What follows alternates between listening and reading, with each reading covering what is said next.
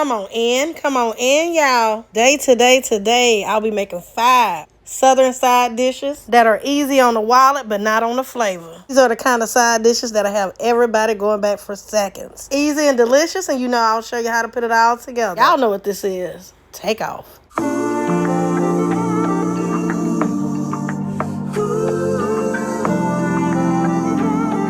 First up, my mom's delicious cabbage recipe. We have our cabbage here. We'll be adding in some onion, garlic, and some bacon fat. Full list of all the ingredients will be down below in the description box. Let's make it. All right, y'all. So first thing we need to do, we're going to go ahead and cut up the cabbage. Now, this right here is why we wash our cabbage. And that's only the dirt that we can see. So let's get started. So first thing, Mom, what you going to do? I'm going to take off the leaves here. And we're going to cut this end off. You want to go up just a tad. Now you got a flat surface. Now you got a flat surface. And then what? Cut down the middle? Yeah. Try to have a good knife. Yeah, sharp knife. Yeah. Cut down again and move it aside. I'll cut this again. I'm going to flip this one over. That's about the size you like? Yeah. Except for when I request thin slice. Yes.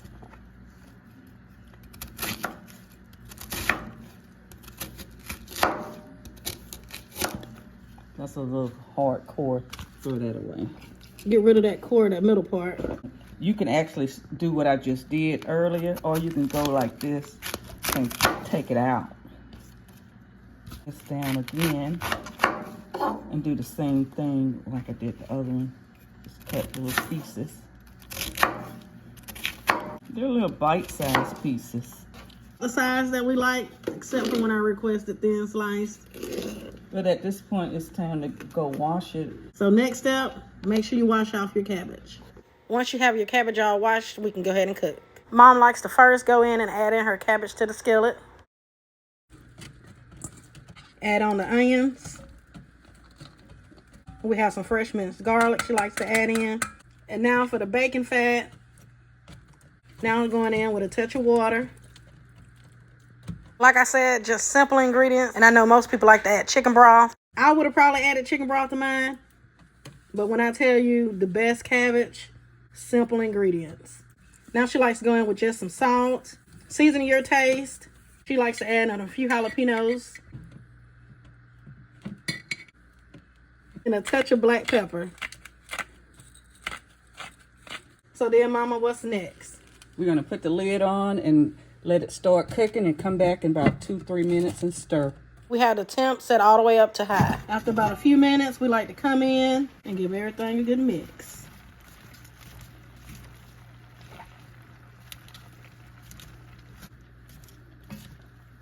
So from here, you want to take your lid off, leave it off, change your heat level down to a medium, and let this cook down to your desired tenderness, coming in every once in a while and giving everything a good mix.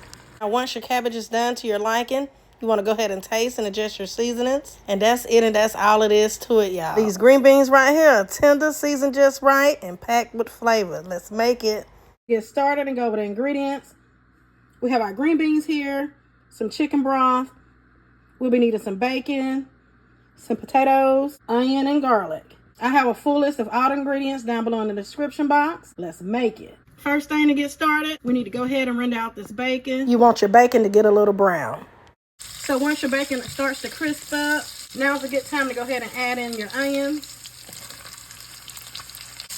Go ahead and give that a mix. And we're gonna let these onions cook in. Now after you let the onions cook in for about 5 minutes, go ahead and add in your garlic. We're going to let this saute in for about 30 seconds or so. Y'all already know it smells amazing. Here are my green beans. My ends already came trimmed. Now all I like to do is either, you can break it in half, or if you like, you can break it into 3s. It's just depending on the size that you like your green beans. So now you can go ahead and add them in. Add in your potatoes. Add in your chicken broth. I'm using my homemade broth. And I'll link the recipe down below in the description box. You want your broth level to come up just up to your green beans. Now for my seasoning, I like to use this tomato bouillon powder. And I mixed in some onion powder, garlic powder, and some no salt garlic and herb seasoning. Not adding any salt to this because the bacon has salt in it. And this also has salt in it. So we'll let this cook down first and then taste and adjust the seasonings later. So go ahead and give this a mix.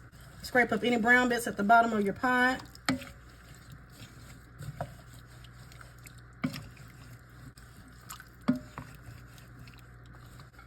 I like to place the lid on. We're going to let this come up to a boil and then reduce the heat to about a medium. And you just want to let your green beans cook until your desired texture. I do like to come in periodically and give everything a good mix. And you just continue to let this cook until you get everything cooked down to your liking. Look at that, y'all. So good. And our green beans are ready, y'all. This is about the doneness that I like my green beans to be. You can always cook it down longer if you prefer. Look at that. So good. So delicious. It smells amazing. Then taste and adjust your seasonings. That's it, and that's all it is to it, y'all. Cream corn is easy on the wallet, but big on flavor. Let's make it. Let's get started. Go ahead and go with the ingredients. I have my corn here. I did drain this can. And we have our cream corn. We'll be needing some onions and bell peppers, some bacon fat, butter, some flour, and sugar. A full list of all the ingredients will be down below in the description box. Let's make it. Y'all, so to get started, we have our skillet heating. Adding in some bacon fat. Whenever we cook bacon, we just save the rendered out bacon fat. That way, whenever you need it, you'll have some available. If you don't have any bacon fat saved, you can always just cook you up a couple of slices of bacon. Next, go ahead and add in the onions and bell peppers, if you choose to use them. Gonna get these stirred around. Let these cook down for about 5 minutes.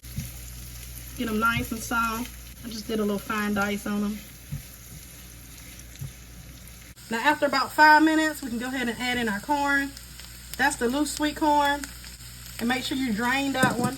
And then now you can add in your cream corn. I'm gonna go in and give this a good mix.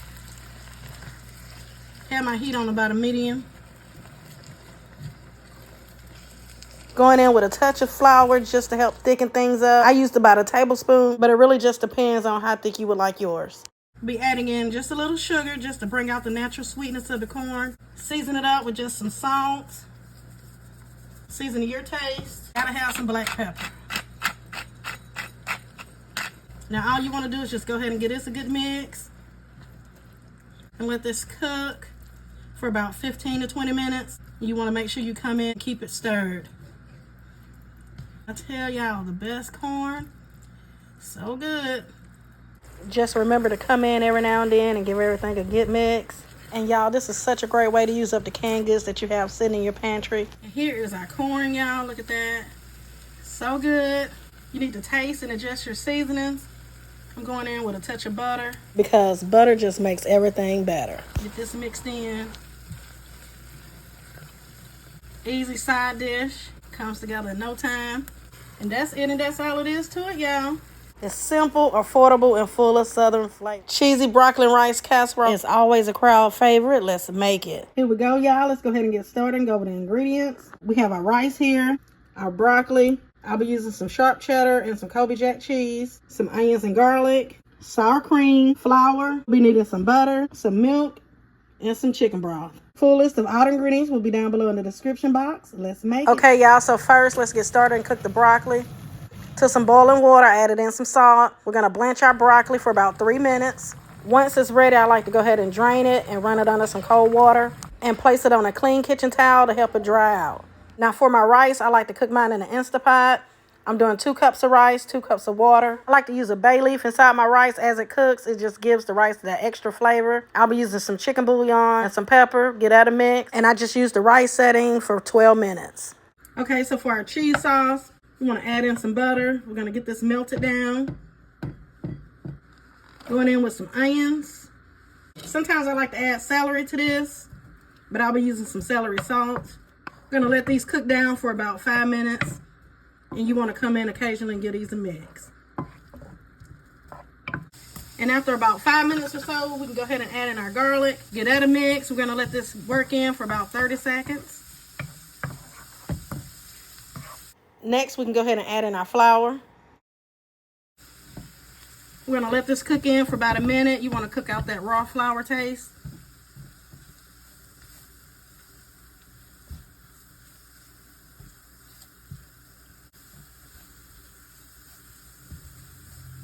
And now you wanna come in and add a touch of your milk.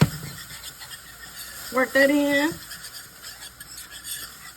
You just wanna keep adding and keep whisking.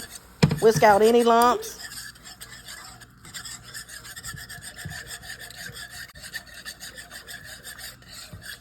Now you can go ahead and add in your chicken broth. Get that nice and mixed in. This will start to get thick, and that's what we're looking for. Our sauce is nice and thick. It took about 3 minutes. So once it's thick enough for you, you want to go ahead and remove it from your heat. Turn your burner off, and now you can go in and start adding in your cheese. You're gonna get this nice and melted.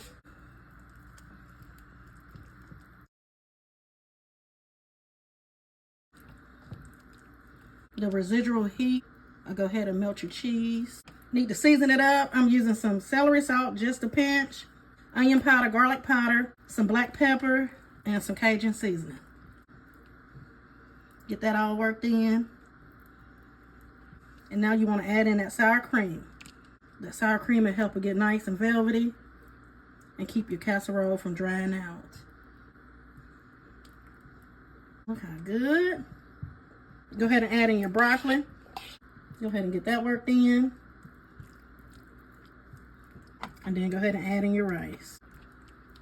Now go ahead and get your rice worked in. Make sure everything is nice and coated.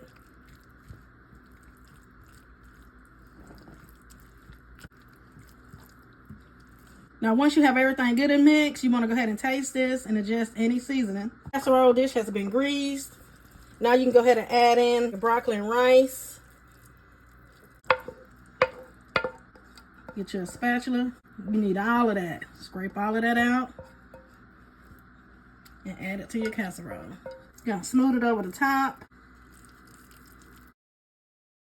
Now add on a little bit more cheese across the top. So all that's left now to do, y'all, is place this in your preheated oven, uncovered for about 25-30 minutes. And here is our casserole, y'all, fresh out of the oven. I do like to let this rest for about 10 to 15 minutes before you break off into it. And that's it, and that's all it is to it, y'all. Creamy, cheesy, and ready to serve.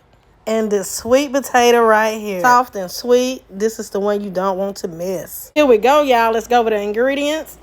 Sweet potatoes, the star of the show. That's it, and that's all. Along with a few spices and some oil. Full list of all ingredients will be down in the description box. Let's make it. All right, y'all, to get started, go ahead and be preheating your oven 400 degrees. Just gonna cut the tips off. My sweet potatoes are already washed and I scrubbed them really well. And you wanna make sure you pat them dry. We're just gonna give it a slice down the middle. That helps cut down on that cooking time. Make sure you're working with a good sharp knife. Have my sheet pan here. Parchment paper and a little olive oil. Go ahead and place on your sweet potatoes. You want to add a touch of olive oil onto the sweet potato itself. Make sure you coat that olive oil all over your sweet potato, skin and everything. That'll help that skin crisp up. Each one all over. Slippery little suckers. What movie is that? Oh no. Pretty Woman. Now in this mixture I have some paprika, garlic powder, some salt, and some black pepper, and a little cinnamon. And I'll have that listed also in the description box. We're going to add some to each one. Go ahead and rub the seasonings all over. We have that side nice and coated in the seasonings. Now you just want to flip it over and season up that skin side.